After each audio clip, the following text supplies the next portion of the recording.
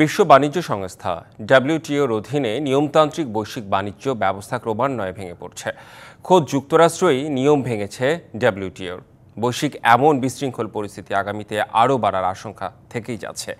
এমন বাস্তবতায় বাংলাদেশি উদ্যোক্তাদের বাণিজ্য, পণ্য উৎপাদন ও বাজার নির্ধারণের পরামর্শ গবেষকদের। তারা বলছেন, এর মাধ্যমে দেশটির সাথে বাংলাদেশের বাণিজ্য ঘাটতি কমে আসবে না, অন্য দেশগুলোকে পর্যবেক্ষণে রেখে পদক্ষেপ নিতে হবে বাংলাদেশকে।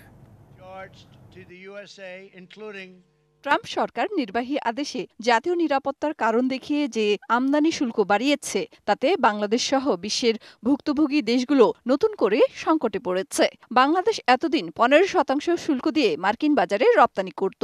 এখন নতুন শুল্ক নীতি অনুযায়ী বাড়তি 37% শুল্ক পরিশোধ করতে হবে। তাতে সব মিলিয়ে মার্কিন বাজারে বাংলাদেশি পণ্যের শুল্ক দাঁড়াচ্ছে 52%, আর 9 এপ্রিল থেকেই তা কার্যকর হতে যাচ্ছে।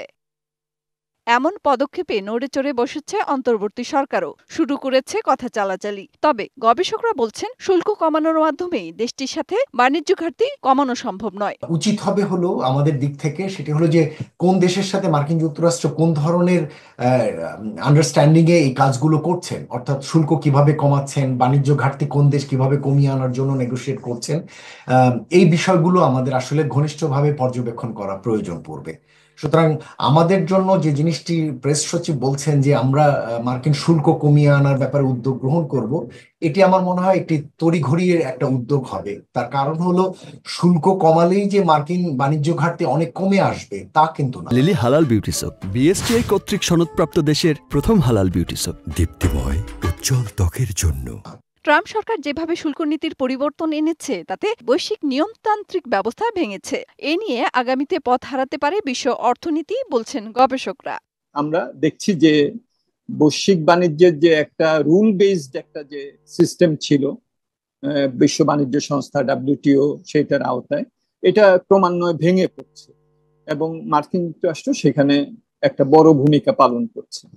তো এটা একটা নেতিবাচক দিক বৈশ্বিক বাণিজ্য যে সিস্টেম আছে সেই সিস্টেমের নিরিখেও এবং আমাদের রপ্তানির নিরিখে।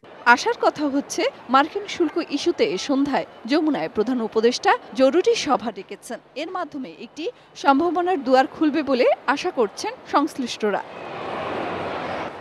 মেহের মনি, ডিবিসি নিউজ, ঢাকা।